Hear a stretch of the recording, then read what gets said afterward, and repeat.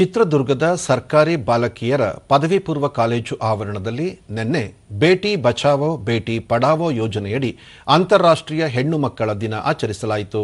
ಕಾರ್ಯಕ್ರಮದಲ್ಲಿ ಹಿರಿಯ ಸಿವಿಲ್ ನ್ಯಾಯಾಧೀಶ ಹಾಗೂ ಜಿಲ್ಲಾ ಕಾನೂನು ಸೇವೆಗಳ ಪ್ರಾಧಿಕಾರದ ಸದಸ್ಯ ಕಾರ್ಯದರ್ಶಿ ಎಂ ವಿಜಯ್, ಮಹಿಳಾ ಮತ್ತು ಮಕ್ಕಳ ಅಭಿವೃದ್ಧಿ ಇಲಾಖೆ ಉಪನಿರ್ದೇಶಕ ಕೆಎಚ್ ವಿಜಯಕುಮಾರ್, ತಾಲೂಕು ಆರೋಗ್ಯ ಶಿಕ್ಷಣಾಧಿಕಾರಿ ಬಿ ಮೂಗಪ್ಪ ಸೇರಿದಂತೆ ಇತರರು ಉಪಸ್ಥಿತರಿದ್ದರು. ಬಳಿಕ ಎಂ ವಿಜಯ್ ಶಾಲಾ ಕಾಲೇಜುಗಳಲ್ಲಿ ಶಿಕ್ಷಕಿಯರು ಹಾಗೂ ಉಪನ್ಯಾಸಕಿಯರು ಬಾಲ್ಯ ವಿವಾಹ ಸೇರಿದಂತೆ ಸಾಮಾಜಿಕ ಪಿಡುಗುಗಳ ಬಗ್ಗೆ ವಿದ್ಯಾರ್ಥಿನಿಯರಲ್ಲಿ ಜಾಗೃತಿ ಮೂಡಿಸಬೇಕು, ಅಲ್ಲದೆ ಪೋಕ್ಸೋ ಕಾಯಿದೆ ಬಗ್ಗೆ ಮಾಹಿತಿ ನೀಡಬೇಕು ಎಂದು ತಿಳಿಸಿದರು.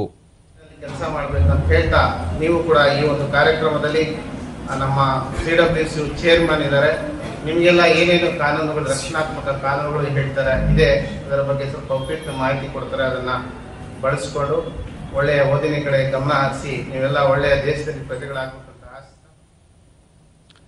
ಕೆಎಚ್ ವಿಜಯಕುಮಾರ್ ಹೆಣ್ಣು ಮಕ್ಕಳ ಅಪಹರಣ ಹಾಗೂ ಬಾಲ್ಯ ವಿವಾಹಕ್ಕೆ ಸಂಬಂಧಿಸಿದಂತೆ ಜಿಲ್ಲೆಯಲ್ಲಿ ಹೆಚ್ಚು ಪ್ರಕರಣಗಳು ದಾಖಲಾಗುತ್ತಿವೆ.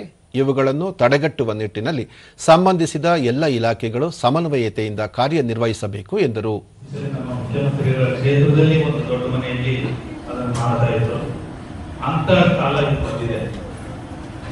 ನಾನು